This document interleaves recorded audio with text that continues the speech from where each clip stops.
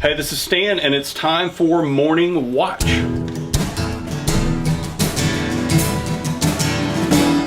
are one in the Spirit, we are one in the Lord.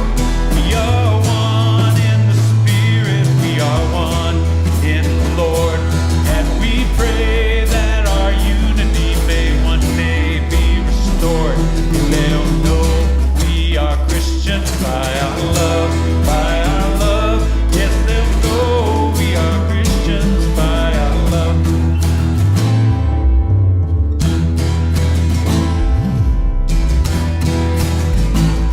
We will walk with each other, we will walk hand in hand. We will walk with each other, we will walk hand in hand. And together we'll spread the news that God is in our land. Know we are Christians by our love, by our love. Yes, they'll know we are Christians by our love.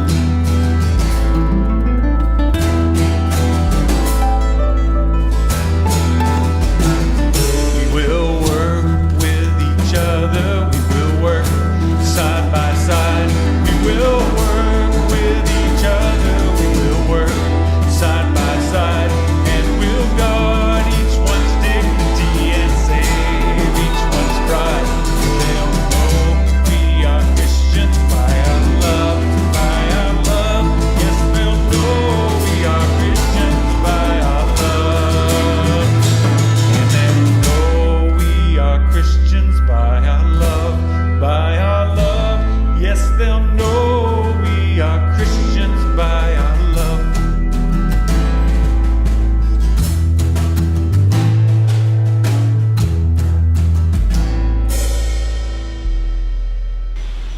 I was locked down once in high school because of cold.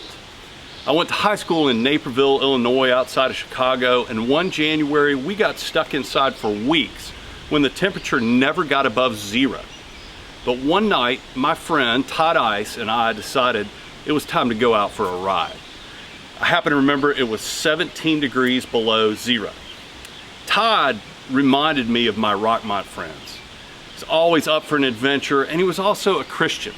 We could talk about our faith like we do here at camp.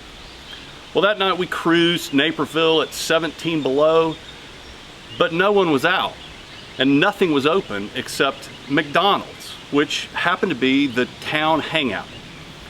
It happens also that I worked at that McDonald's. I specialized in quarter pounders, but unfortunately, my gift was in sweeping. And so my manager always sent me out into the seating area when it needed cleaning. And because McDonald's was a hangout, all the kids in my school got to see me sweeping.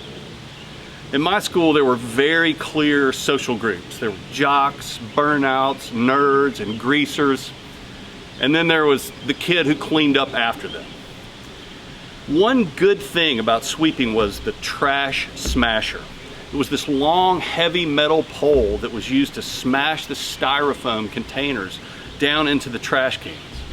I came to think of that trash smasher as my own friend as I stood out there among the jocks and the burnouts and the nerds. Well, the night Todd and I went to McDonald's, there was nobody there except one table of greasers talking loudly. Greasers were the ones I feared the most. I didn't like the greasers. They greased back their hair, they wore leather jackets like characters from Grease, in fact. And they played that part of the tough guys you didn't want to mess with. You never wanted to be alone with the greasers, especially at night.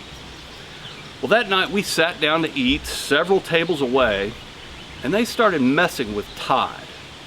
I had my back to them, and I picked up on some chatter behind me that sounded like insults. I said, "Are they talking to us?" Todd said, "Ignore them." But then, before long, a French fry sailed over my shoulder and landed in the middle of the table. We tried to ignore him, but then a pickle landed in the middle of our table, splattering ketchup around.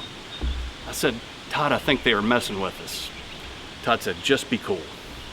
Then another fry, this one also full of ketchup, hit Todd right in the chest. I said, "Todd, they're definitely messing with us." Todd said, I'm fine, be cool. But then it happened. A full Big Mac, 2 all-beef patties, special sauce, lettuce, cheese, pickles, onions, sesame seed bun hit Todd hard in the middle of the chest. And right after it came a large orange soda. It was officially on. And the only thing I could think to do was to get the trash smasher. And so I ran back into the kitchen and got it. But when I came back, I was stunned. Because Todd was standing there covered with orange soda, and he had one hand on a drunk greaser's forehead, and he was holding him back and gritting his teeth, had his eyes closed, his fist held back, and he was saying, Jesus loves you. Jesus loves you. And that was the end of it. The manager came, kicked out the greasers. I walked with Todd out into the 17 below night. He was soaked in orange soda. And when we got in the car, Todd became emotional. He was angry. He was embarrassed. He easily could have handled that greaser, but he didn't. He just absorbed the ridicule, and he told him that Jesus loved him. I drove Todd home and dropped him off, and then I drove back to my house thinking about what had just happened. And I've thought about this for a long time, and I still think about it. I had wanted to smash a greaser, but Todd had a bigger vision. I saw greasers as people it was okay to dislike and stay away from.